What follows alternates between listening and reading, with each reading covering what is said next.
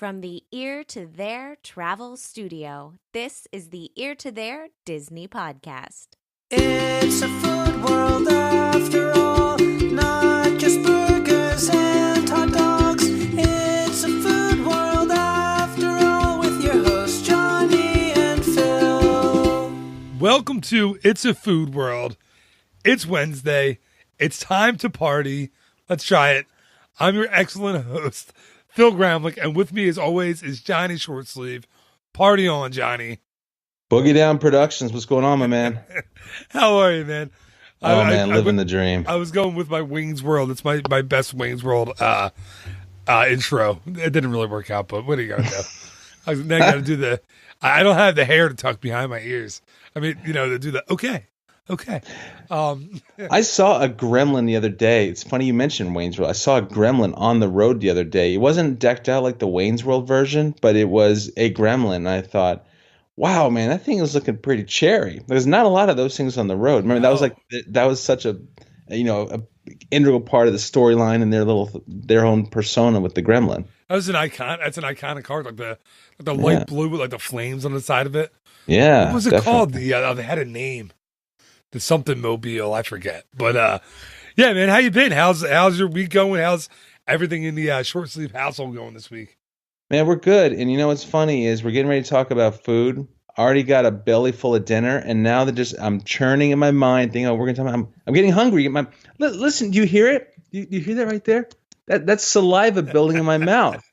I'm a hot mess over here, man. I shouldn't be hungry, but I'm hungry. No, man, this might be a tough show for you to co-host every week. You're gonna have to get yourself have a snack in your office there. You can feed yourself during the recording because what I need to do is go over to my dentist's office and record so I can have that little thing that they put in your mouth, like to suck out the saliva when they're working on your teeth. Yeah, now my blood just ran cold thinking about that. Oh, I hate that noise of that darn thing. But it's wildly satisfying at the same time. Just keeping that business all under control up there while they're working on it. Yeah, to hear the noise going. Anyway. You ever notice, by the way, I'm going to do it quick. You ever notice how when you're in the dentist, you have your mouth cracked wide open and they want to talk to you, asking you questions? Like, I can't respond. You got all kinds of material in my mouth. You got lights on my eyes. I can't answer that question. I'm going to just nod. I should learn ASL and see if I can sign it. Yeah, it is the one time that they all want to talk to you. I go in the dentist's office, they all ignore me. As soon as I sit down on a chair, it's all, so how's your day going today? How are you going to talk?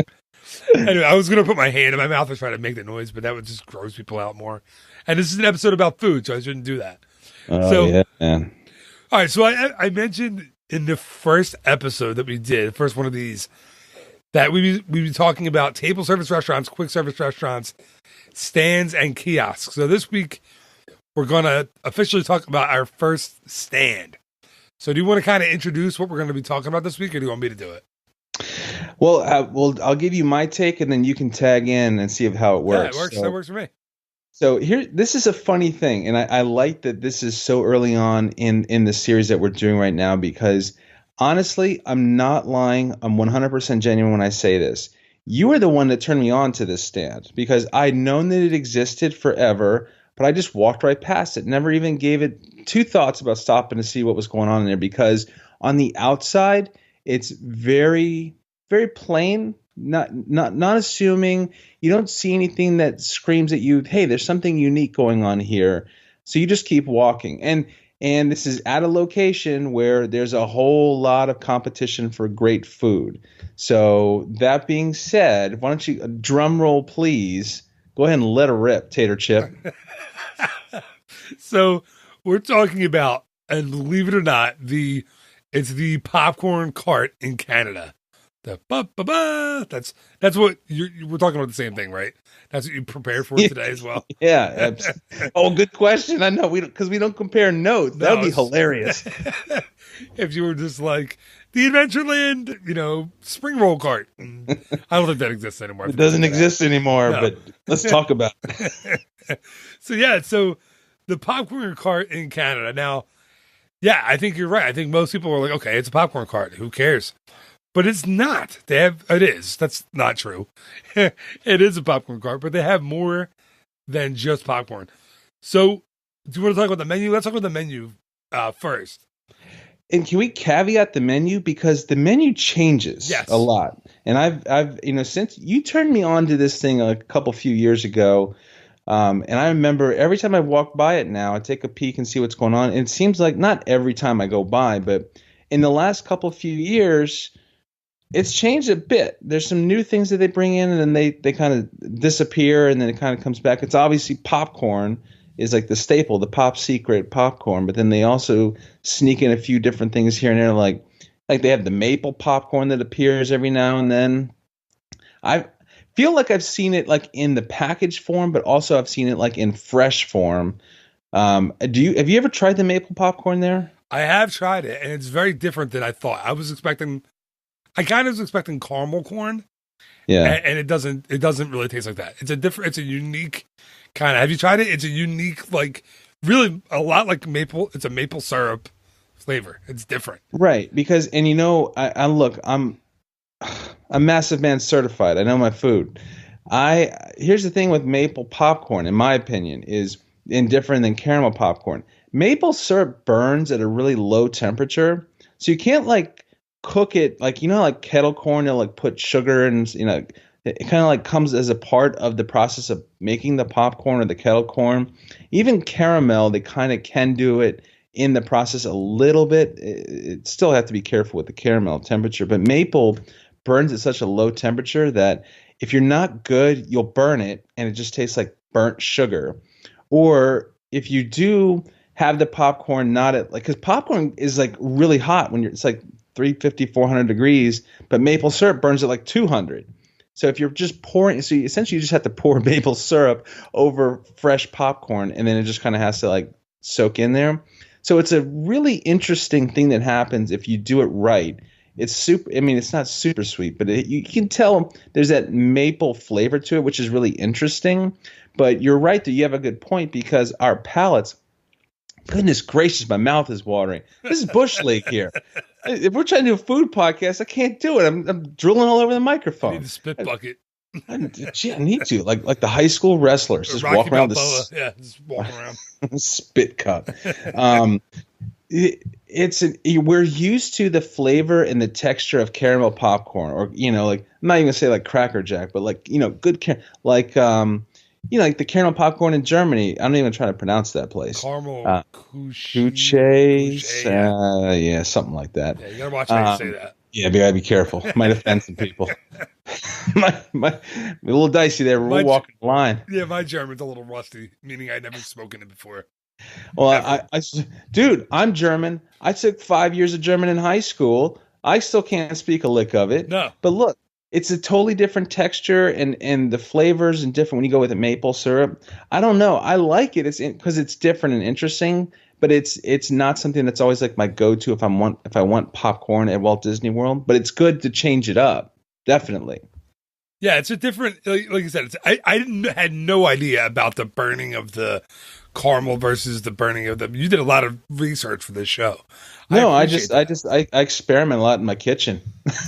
you burn a lot of popcorn. Pancake syrup. Yeah, I don't. I'm very much I'm a crock pot guy lately. Tonight we made a crock pot meal. It's easy. Set it up in the morning, then the whole house smells like it. It's great. Oh man. But or slow cooker. I guess you can't say crock pot because crock pot owns that name. And apparently some guy got killed on some TV show off of crock pot. Have you seen that? What? There's a what's that show? This is like a Japanese game show or something? No, all the ladies in my sound like LL Cool J. Ladies love Cool James. All the ladies in my life, the adult females, like my family, watched the show, and the main character got killed by a crock pot like a few weeks ago. I don't know. Is this a telenovela? No, it's like what's it called? It's some show. This sounds like a telenovela. No, that one with Mandy Moore. The sad show. Mandy Moore, dude. It's a big show. It's like one of the big hits on TV. I'm telling you. Is it Jean-Claude Van Damme, the new show? Is that the one we're talking about? I don't know. It's like ABC, and the guy didn't I don't know, the crock pot had a faulty wire and it set the house on fire and the guy couldn't get out. And then Crockpot was like contemplating legal action because they showed the name Crockpot on the episode. And it was paid for promotional consideration paid for by Instapot. So anyway, yeah, so that's how I've been cooking. I can't believe you haven't heard of that show. I don't know where you've been, man. I don't know the name of it. I'm not watching that stuff. I'm watching Steven Seagal. Yeah, Watching the Van Damme stuff. Watching JCVD do his thing, you know? You got your big Chris Angel Mind Freak fan. I know that. I know how that works. Yeah, man. A lot of dude shows. I don't even Street know. Outlaws. Anyway, so yeah, so you know a lot about the maple popcorn. I know a lot more about first of all, one cool thing there, they sell the big souvenir popcorn buckets. It's like $85 for one bucket, but no, it's like $10, I think. But you get refills for your length of stay for $150. That's a good deal. Like you buy them one time.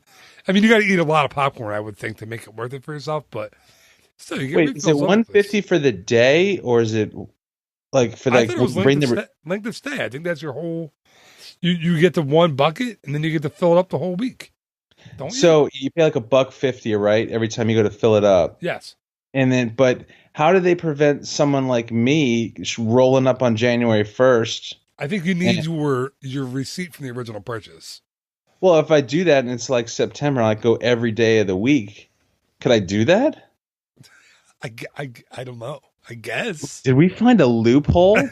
We may have. I don't know. Did we find a wormhole at Walt Disney World? I don't know how it works, but I know the technical the legal language they use on the menu is valid for length of stay, and that's the same thing they use for the cups at the resorts. You get like the Disney character cups for coffee and all. Can you see that? Can you just picture that for a second? Mr. Short Sleeve, well, you come here every day. You come here so often that you've laminated that original receipt so that it is weatherproof. It's length of stay. You're there every day. On the put it on like one of the pin lanyards. You just walk up to the Canada cart every day. There he is again. And your rascal scooter. You need one. You get popcorn every day, especially the maple popcorn. Anyway, so the reason I know this stand, the reason it's famous in my life, is the beer selection and the drink selection. Now, big shocker there. Everybody who listens to the show knows I enjoy a frosty beverage or two, especially after a Disney race. And this is how I first started going to this stand. Was after my first Disney half marathon. Now, let me ask you this. Okay, there's two kinds of people, right? When you're coming from Future World, you either start normally you go to Mexico first or you go to Canada first. Where do you go? All right. I'm glad you asked that question because I haven't done any studies. I'm not good with science, but I feel like the majority of the guests who roll into World Showcase from that direction, from Future World, not from International Gateway, they go to the left and go to Mexico first, especially the folks that want to drink around the world. I tell everybody, all my friends, go to the right. And especially because if you're a beer drinker, I'll say start at the right and hit the popcorn cart. And I'm not going to say the one because I'm going to let you say it because it's the move. It's the spot. It's the one you got to start with if you're going to be drinking beers around Epcot. Oh, you don't. I don't know if you want to. That's the only problem though. Like the one I'm talking about is La Fin du Monde. Yeah, which translates, I think, to the end of the world, right? In French. I believe all I know is that it's brewed by Unibrow, which is a great name. It's a great name for a brewery. It really is. I know that's probably not how you pronounce it, but it sure looks like it when you spell it phonetically. It looks like it to me. Yeah, it looks like Unibrow to me. I'm sure there are some French Canadians that are listening right now and are like, that's not what it is. I can't do it in my angry French Canadian accent. When they imported to the United States, you think somebody would have said, hey, look, guys, I think you might want to change the name on this. Something sounds funny about your brewery.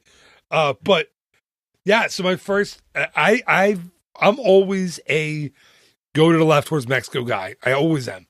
That's how I always do it. But one day, that half marathon day, I thought, this is what happened. As I had my medal on, I got to, the end of Future World, and I thought left Mexico, either a margarita or what's the Mexican beer? Not a Corona. What the heck is it? Dos Equis? Yes. Left or this at the Secchi's or right, and I thought any Canadian beer, and I was like, yeah, I think I'm going to celebrate with the Canadian beer. So I went right, and they had the Fin du Monde, and I've had it before, and it's an excellent beer, but it's like 10% alcohol. So you gotta, if you're going to start off with that and then do a whole trip around the world, you got to be careful. But I did, and that's really why what put that stand on my radar was the Le Fin du Monde, and they give it to you in the biggest or a 16 or a 20-ounce glass. It's huge, and they have other beers there too. They have Moosehead, I think, is always there. I'm looking at the list now. The drinks they have. What is a Moosehead Radler Draft? Do you know what that is? Are they do like a mixer with like cider or something? Yeah, that's what I was thinking, or like a lemonade, or Crown Royal or something. Oh, Crown Royal! Yikes!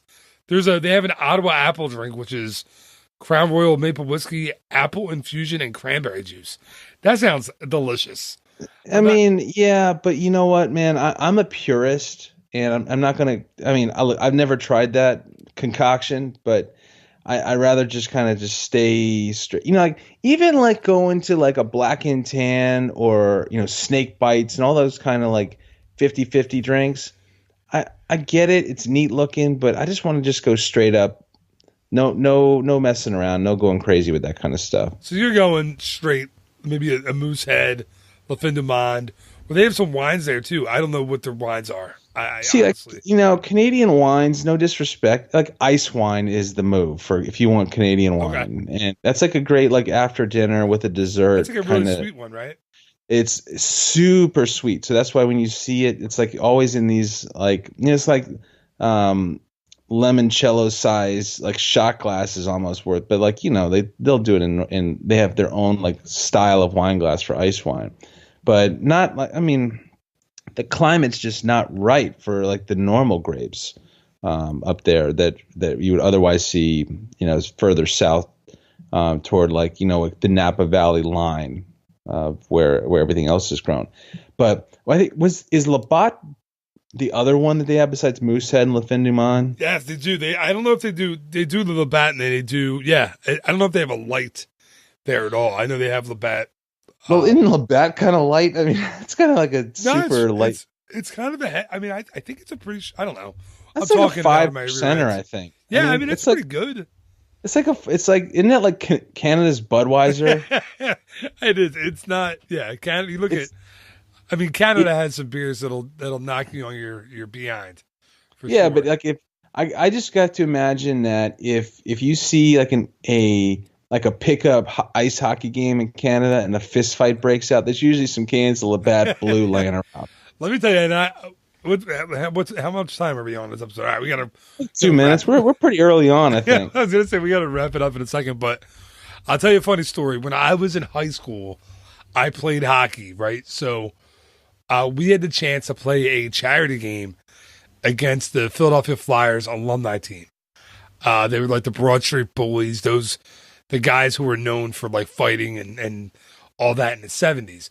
So we got to play against them, and it was the coolest thing. It was so much fun, and a lot of the guys I grew up watching, like Brian Propp played against us, and he had just retired from the NHL like a year before, and we got to play against those guys on the ice, and it was just this like even the guys who were like in their 50s, and we were like 17, 18 years old, they start skating, and you're like, oh my god, they're 35 years older than you, and you can't even get close to them. Like, that shows you the difference in level of what an NHL player is. It's amazing. But I remember after the game, we got to have dinner with them. So we went back into this like little cafeteria area of the rink where we played them. And we all got to, my teammates and I, we got soda and water. And there were these big like recyclable kind of like trash cans with ice and all kinds of Canadian beer in them. And that's what the Flyers drank. Like they came out of the locker room, they showered and They had like, their jeans and t-shirts on, and they all went straight for the beer. They were all walking around with cans of like, Moosehead and Molson, and yeah, it was cool. Please tell me they had Elsinore. Do you know? I don't know what that is. Do you know what that is? No. Oh, that should be a little contest. So you see the first person who hears this and knows what Elsinore beer is and what the reference is, and give them like $100 off the service pack you sell for all the fast pass reservations you do and the dining reservations you do for your guests or something like that. I don't know. Is $100 too much? The only thing is I do all that for free. I can't give that away. What? You do that for free? I know. I shouldn't. I should pay. I should charge. Jeez, it's all part of the freebie package. How do you afford these little Fin du Monds, man? Those are like $10 a hit. You're not charging for that? I don't really. I mean, I kind of stand by the stand. Stand by the stand. That's hard to say. I stand around and look sad until somebody buys me one. I have my medal on. The mood is everyone goes Mexico around World Showcase. By the time they're hitting Canada's the last stop, they're on shaky ground, man. They're tipsy McStagger.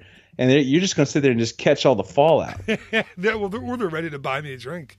They're just like, they're like that, the very happy-go-lucky type. That's right. I'll tell you what, I haven't done the around the world. I think I did that the last time I was 21, and I think my days of doing that are over at this point. I'm old. I get tired. By like 7:30, I'm ready to sit down. Yeah, I mean, you gotta be smart about it. You gotta get the Rascal, man. I know. You gotta get the scooter. I know. Next time, life goals. Can you get a DUI riding a scooter?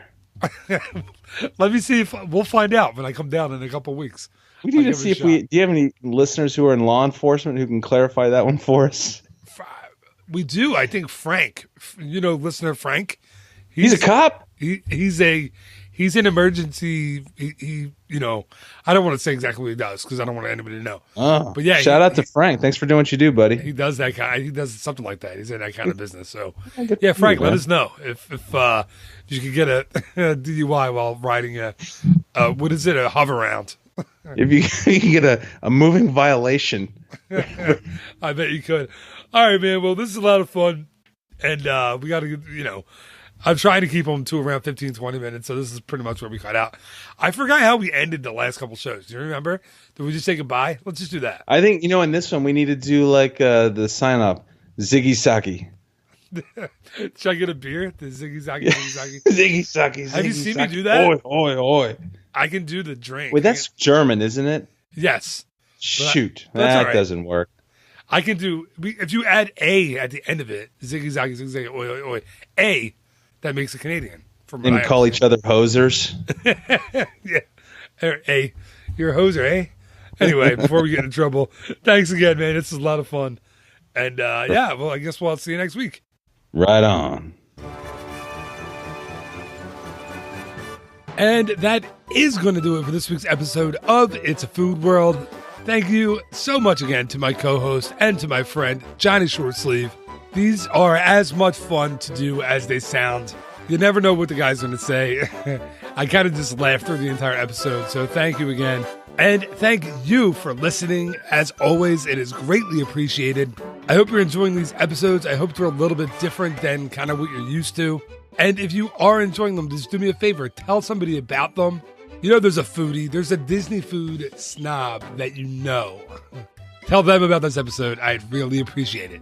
All right, just remember there will be a new episode of It's a Food World each and every Wednesday, as well as a new episode of the regular Ear to There Disney podcast each and every Monday morning. So until next week, thank you again so much for listening. Have yourself a food-tastic week. I'm trying something new. I don't know. Bye-bye.